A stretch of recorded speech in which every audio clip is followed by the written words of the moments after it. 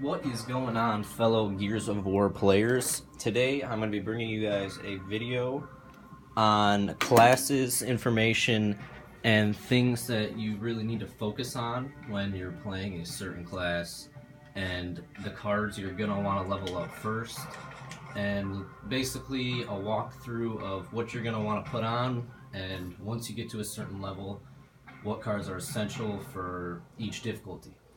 So right now, we're on the soldier, and if you are just now starting off as a soldier, I highly recommend putting on your active reload boost. And this card, while AR damage might give you more overall damage, the active reload boost will just make you do a lot more damage in a short burst. So especially if you're good at hitting those, it'll make your life a lot easier and you'll feel more relevant and like you're doing more damage. And then following your level 3, you're going to immediately want to go into your assault rifle damage. And the quicker you can get these maxed, the quicker you'll be ready for the hard difficulties. I would say stick to normal mode when you just have the one active reload, especially if it's not leveled up all that much. You're not going to be able to take out all that many enemies, and hardcore you might not survive. Now once you're level 5, I recommend putting on cover boost as your third card. This will ensure that you can actually survive and take hits once you get to that wave 30, where you take double damage and everything just kind of hits the fan and you just start taking so much damage and you don't really know what to do and you feel irrelevant. The cover boost will give you a significant, basically a health boost. You'll basically have more health with the damage reduction, and you'll be able to survive and actually shoot things for longer. And then anything after that is really what you want. Your final 2 cards, you can put on magazine size, you can do ammo. I usually swap those 2 out. I'm on level 7, I think, level 7 or 8, and I'll usually swap out AR capacity and rifle magazine size. And then if you really want, you can put on hammer down strike if you have that leveled up. It's really good for boss waves, especially on insane, and it's also a really good option if you're not looking to be shooting as much and you want to feel more relevant to your team. Now moving on to sniper. Sniper, I would say the first card you're definitely going to want to put on is headshot damage. This is basically going to let you one-shot the bigger guys, your scions, the boom shots, all that annoying shit that comes your way. It'll let you one-shot it waves 1 through 10 at least. And then once you hit level 3, I would probably go for explosive headshot if you have it. It really helps with splash damage and just killing groups of enemies when they're spawning, because they usually clump together. And then if you don't have that, I would put on precision rifle damage, try to get that leveled up. And then once again, if you don't have that, I mean, maybe you could do capacity, but I'd strongly recommend trying to get these rares. And if you don't have them, I would just kind of step away from the sniper class for now, because you really need the flat damage and the headshot damage along with explosive headshot. Anything you want after that, those 3 cards are pretty essential. Headshot, the epic, and then the rare are the most essential cards. And then anything after that, do not use this. The epic is terrible. Scrap it whenever you have the chance. It is kind of cheap. It's 5,000 to use in the fabricator, but it is not worth your time. Don't bother with it. Go for precision reload. Radar ping, I've heard, is okay. Never tried it, never leveled it up. But mostly just stick to these 3, and then once you get to level 7, get reload speed, and that will help you out tremendously. Now engineer. Engineer is very obvious. It's very simple. You're just going to build stuff, and the first card you're going to want to put on is repair boost, and don't worry about any other card. Like, try and get it leveled up until you have this one maxed. I would definitely put all your scrap, put everything into it. 100% efficiency helps your team out a lot, and even if you don't have discounts, you're still going to help your team quite a bit. And then what I would do for level 3, just turn this volume down a little bit. What I do once you hit level 3 and you have 2 cards, I would go for either probably depending on what you want to play, if you're playing hardcore and insane, like that's your plan, try to get your turret cost maxed if you can, if possible. Otherwise, 24 to 32% is pretty good. And then turret health is going to want to be one of your cards once you hit level 5. That was my original setup: repair boost, turret cost, and then turret health. And then after that, it's really just whatever you want. Don't go for barrier cost. It's not helpful, because at the end of the day, you still need to spend money in your fabricator, and you still need to get your fabricator upgraded. So you need something that's not at a discount. Otherwise, you'll have a lot of stuff everywhere, a lot of barriers, and a lot of repairing to do, which will just hurt you in the long run.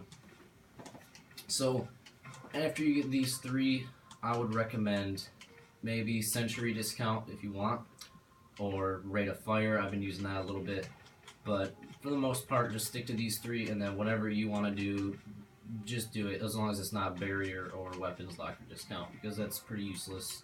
Same with decoy.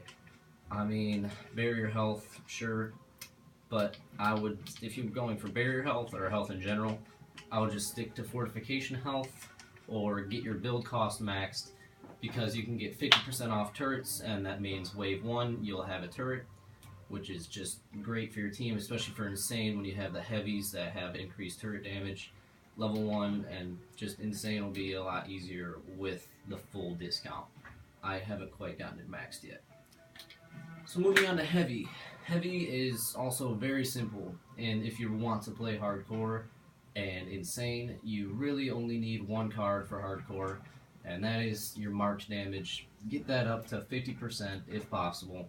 Otherwise, put on your turret damage, 50%, 50%, and you will be just perfect. Like, these, you can be a level 3 scout and play insane, or level 3 heavy and play insane with these 2 cards. Anything else you want after that, just do whatever the hell you want.